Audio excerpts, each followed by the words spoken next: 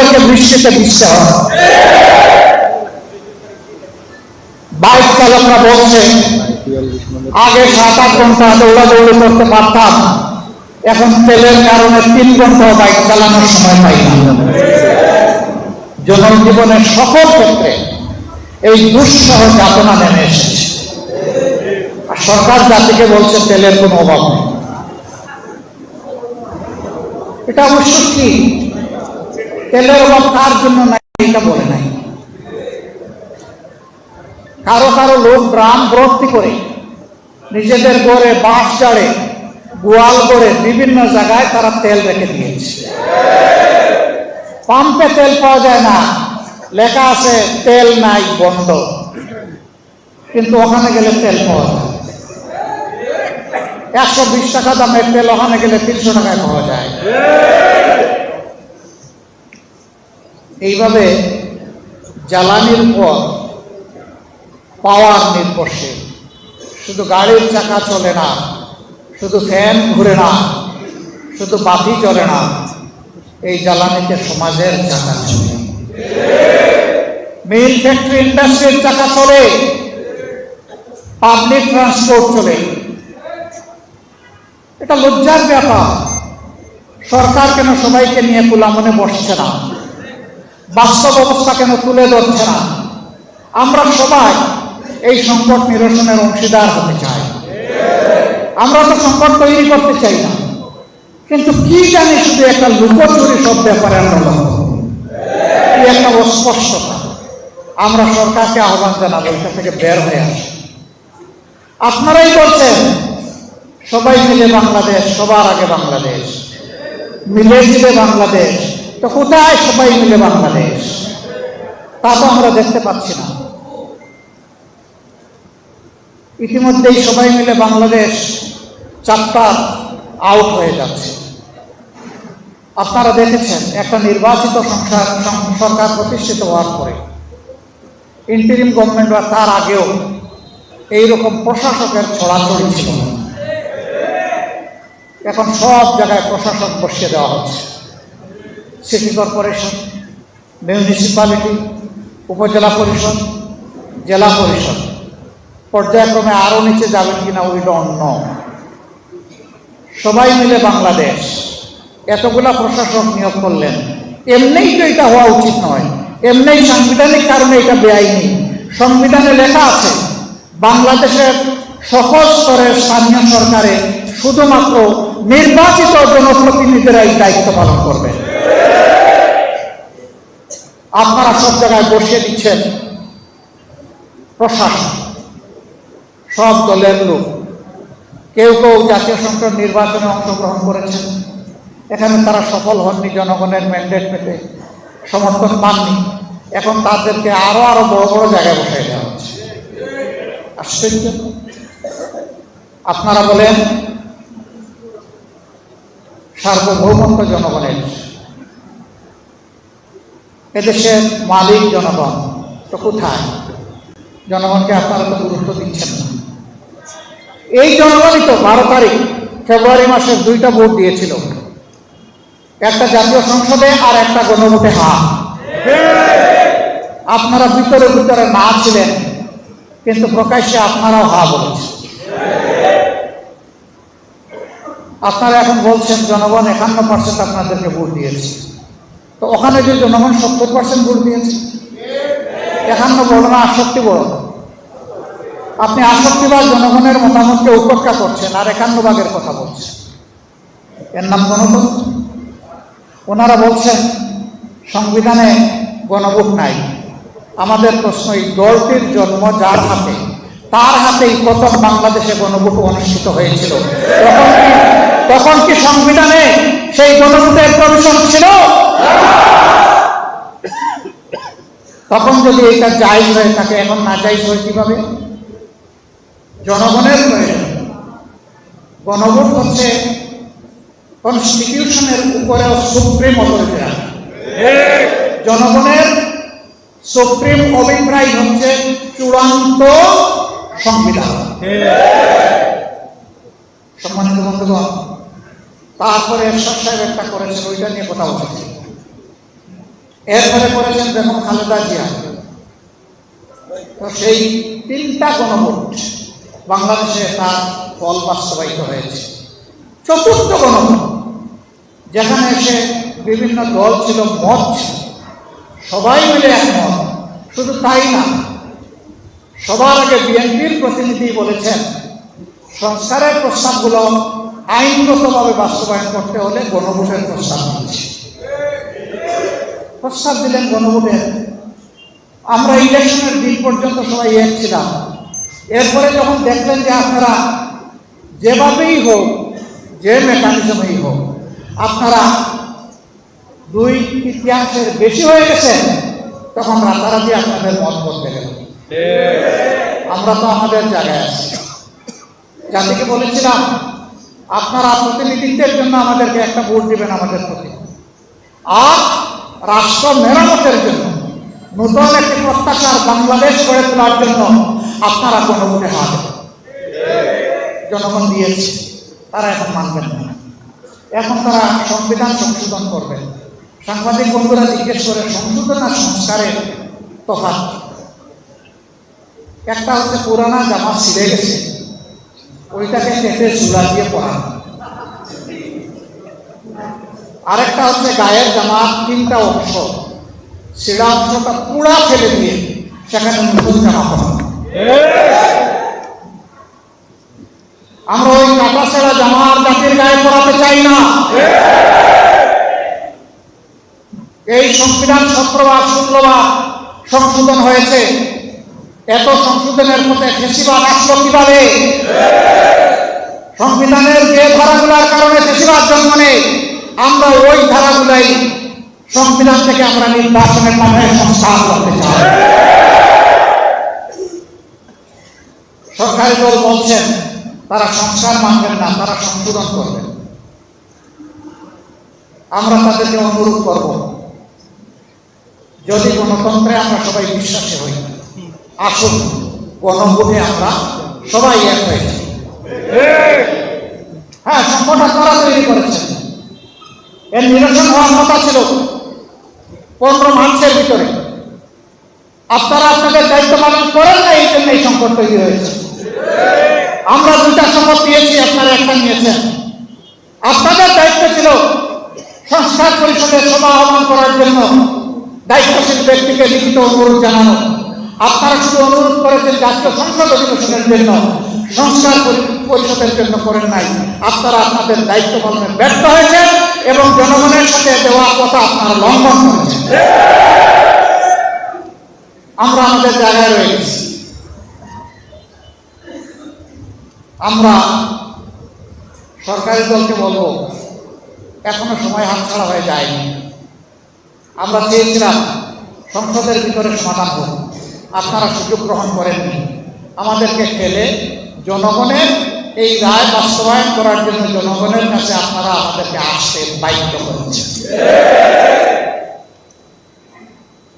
যেই জনগণ খালি হাতে সশস্ত্র দুর্বৃত্তদেরকে মোকাবেলা করে 5 আগস্ট পরিবর্তন এনেছিল, সেই জনগণের মৃত্যু হয় না।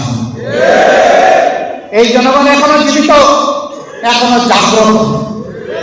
বিশেষ করে আমাদের যুব সমাজ, যাদের নেতৃত্বে শেষ চেষ্টা পালাতে বাধ্য হয়েছে, আমরা তাদেরকে বলবো, তোমরা তোমাদের বিপ্লবের যে খালি হাতের হাতিয়ার, অর্থাৎ দেশপ্রেম এবং ইমানের হাতিয়ার, সেটাকে আবার শান্ত করো। যেমন আগে নেমেছি, এখন আবার নামবো এবং ইনশাআল্লাহ জনগণের এই দাবি আমরা আদায় করে ছাড়বো ইনশাআল্লাহ। এ দাবি আদায় না হওয়া পর্যন্ত একটি ইনসাফ ভিত্তিক বাংলাদেশ গঠন করা অসম্ভব।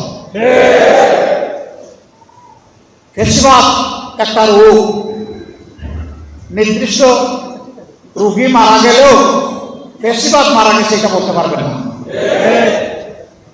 এটা একজন থেকে আরেকজনের সংক্রমিত হয় এবং সেই সংক্রমণ ইতিমধ্যে আমরা লক্ষ্য করছি। জনগণের রায়কে অবলীলায় অগ্রাহ্য, অপমান অস্বীকার করার নামই হচ্ছে ফ্যাসিবাদের সূচনা। আমরা দেশে আর ফ্যাসিবাদ চাই না। এখন যারা সরকারি দলে তারাও বড় মজলুম ছিলেন, আমরাও বড় মজলুম ছিলাম, গোটা জাতি মজলুম ছিল। আমরা সাবেক এবং বর্তমান সকল মজলুমকে বলবো, আসুন আমরা আবারও জুলুমের বিরুদ্ধে ঐক্যবদ্ধ হই। ইনশাআল্লাহ জনগণের ন্যায্য অধিকার জনগণের হাতে তুলে দেওয়া পর্যন্ত 11 দল এবং বাংলাদেশ জামাত ইসলামের লড়াই অব্যাহত থাকবে। আমাদের বিশ্রাম নেওয়ার কোনো জায়গায় কি নয়, দুনিয়া লড়ে যাওয়ার জায়গা।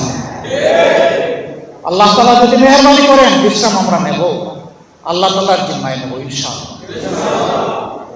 সংসদে টিকিট বিক্রি একটা কথা উঠেছে। আমার একটা টিকিট বড়,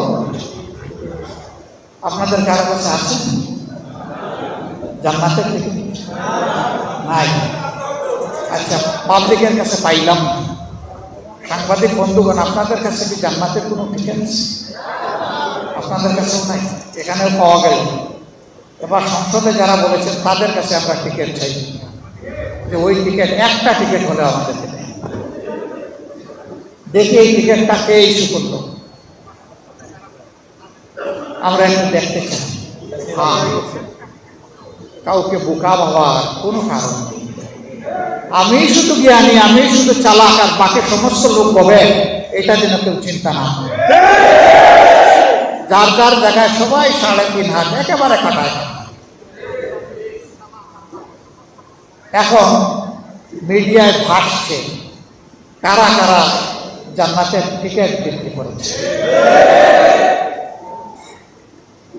সংসদে দেখেছেন, আমরা বলেছি এই সংবিধানের সংস্কার চাই, কখনো বলিনি যে এই সংবিধানকে ছুঁড়ে ফেলে দিতে চাই, আমরা কখনো বলি। কিন্তু আমাদের নামে মিথ্যা অভিযোগটা হলো আমরা নাকি বলেছি। হ্যাঁ, সব ফায়ার আপনি যাকে টার্গেট করেছেন তার বুকে নাও পড়তে পারে, অনেক সময় ব্যাক ফায়ার,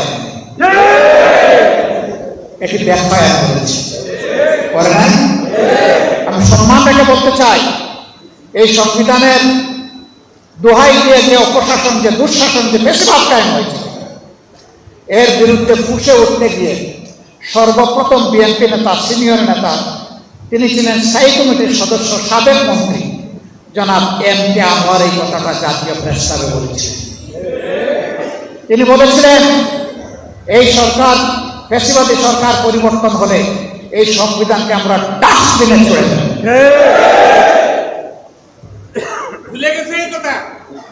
তারপরে আপনারা দেখেছেন বেগম খালেদা জিয়া নিজেই বলেছেন জনগণের সরকার প্রতিষ্ঠিত হলে এই সংবিধানকে ছুড়ে ফেলে দেওয়া হবে। সংসদে এই কথা বলে যিনি আমাদেরকে লজ্জা দিতে চেয়েছিলেন, তিনি বুঝেন নাই জনগণ জাগ্রত এবং ব্যাখ্যায় আসবে। তিনি নিজেও কিন্তু এই কথাটা বলেছেন। আমরা তো বলি এগুলা দিয়ে জনগণকে বিভ্রান্ত করা যাবে না। আমরা কথা বলি দায় এবং দরদ দিয়ে, আমরা কথা বলি দেশপ্রেম। আমরা দায়িত্বহীন কথা বলা পছন্দ করি না, তারপরে আমরা মানুষ। বন্ধুটি আমাদের হয়ে গেলে আমরা প্রকাশ্যে ক্ষমা চাই, এটাতেও আমরা সংকুণ্ঠিত হই না। সম্মানিত বন্ধুগণ, আমি মহান আল্লাহর দরবারে তৌফিক চাই, ন্যায্যতার ভিত্তিতে, ন্যায়ের উপর, সত্যের উপর, ইমানের উপর, দেশপ্রেমের উপর, জনগণের অধিকার আদায়ের রাস্তার উপর আল্লাহ যেন আমাদেরকে অটল থাকার তৌফিক দান। আমরা আগেও অন্যায়ের সাথে কোনো কম্প্রোমাইজ করি নাই, এখনো কোনো অন্যায়ের সাথে কম্প্রোমাইজ করব না। সরকার যদি ভালো কাজের উদ্যোগ নেয় সমর্থন দিব, সহযোগিতা করব। সরকার যদি আবারও জনগণের রায়কে খুন করতে চায়, জনগণের অধিকার হরণ করতে চায়, কেড়ে নিতে চায় এবং দুঃশাসন চালাতে চায়, অতীতে যেমন কষ্ট করে লড়াই করে গিয়েছি এবং তার একটা পরিণতি এবং ফল আমরা পেয়েছি, আগামীতেও এই লড়াই আবার নতুন করে শুরু হয়ে যাবে। আমরা ওটা চাই না। বিশ্ব পরিস্থিতি টলটলায়মান, এই সময় সবাই মিলে দেশ গড়া দরকার। সেই সদিচ্ছা নিয়ে সরকার এগিয়ে আসছে, ওয়েলকাম, স্বাগত। আমরা তার অপেক্ষায় থাকলাম। গণভোটকে অগ্রাহ্য অমান্য করার কারণে আর জ্বালানির বাজারে বিশৃঙ্খলার প্রতিবাদে আগামীকাল ইনশাআল্লাহ ঢাকায় আমাদের আন্দোলনের প্রথম কর্মসূচি বাস্তবায়ন হবে। আমাদের কর্মসূচি হবে নিয়মতান্ত্রিক, আমাদের কর্মসূচি হবে ইস্পাতপন্থী। আমরা ভায়োলেন্সে বিশ্বাস করি না, কিন্তু আমাদের বিরুদ্ধে কেউ ভায়োলেন্স করতে আসলে আমরা ইস্পাতের মতো হয়ে যাব। দেশবাসীকে আমরা আহ্বান জানাবো, যতদিন আপনারা দেখবেন যে আপনাদের জন্য, আপনাদের অধিকারের জন্য আমরা লড়াই করছি, আমাদের জন্য দোয়া করবেন, আমাদেরকে ভালোবাসবেন, আমাদেরকে সমর্থন দিবেন। এবং যেহেতু দাবিগুলা জনগণের, সেই কারণে আমরা আপনাদের সাথে একাকার হয়ে, আমাদের সাথে না, আপনারাই বৃহত্তর জনগোষ্ঠী, আপনাদের সাথে একাকার হয়ে আমরা লড়াই করে দাবি আদায় করব ইনশাআল্লাহ। সাংবাদিক বন্ধুগণকে আমরা আন্তরিক ধন্যবাদ জ্ঞাপন করছি। তারা আমাদের কর্মসূচি কাভার করতে এখানে এসেছেন, অনেক আগে চলে এসেছিলেন। তাদের কষ্টের জন্য আমরা সমবেদনা জ্ঞাপন করছি। আমরা ইনশাআল্লাহ, আপনারা দেশের চতুর্থ স্তম্ভ, আপনারা বাকি 3 স্তম্ভকে পাহারাদারি করেন। আপনারা যতটা জাগ্রত থাকবেন, 3টা স্তম্ভ ততটা ঠিকমতো ফাংশন করবে। আর আপনারা যদি নিজের জায়গায় কোনো দুর্বল হয়ে যান, বাকি 3 স্তম্ভ দুর্বল হয়ে যাবে। ফেসিবাদ আমলে আপনারা সত্যকে সবসময় সত্য হিসাবে তুলে ধরতে পারেননি, এটা সত্য, এটাকে অস্বীকার করতে পারেন। আমরা চাই এখন আপনারা তুলে ধরবেন। তবে হ্যাঁ, এখনো আমরা কিছু কিছু কথা শুনি যে আমরা তো চাই, কিন্তু ওই কিন্তুটার অস্তিত্ব আর দেখতে চাই। আমরা চাই বিচার বিভাগ স্বাধীন, আমরা চাই সাংবাদিক জগৎ স্বাধীন, আমরা চাই দুর্নীতি দমন কমিশন স্বাধীন, আমরা চাই মানবাধিকার কমিশন স্বাধীন। আমরা এই 4টা জায়গায় আর কোনো পরাধীনতা দেখতে চাই না। কিন্তু আমরা আশঙ্কা করছি এই 4 জায়গায় আবার পরাধীনতা মুকুট করিয়ে দেওয়ার চেষ্টা করা হবে। এই চলমান সংসদে আপনারা জাগ্রত থাকবেন, প্রতিবাদ করবেন, আওয়াজ তুলবেন, অধিকার কেড়ে নেওয়ার বিরুদ্ধে সবাই মিলে লড়াই করবেন। সবাইকে ধন্যবাদ। আসসালামু আলাইকুম ওয়া রাহমাতুল্লাহ। সাংবাদিক বন্ধুগণ, এখন আপনারা আমাদের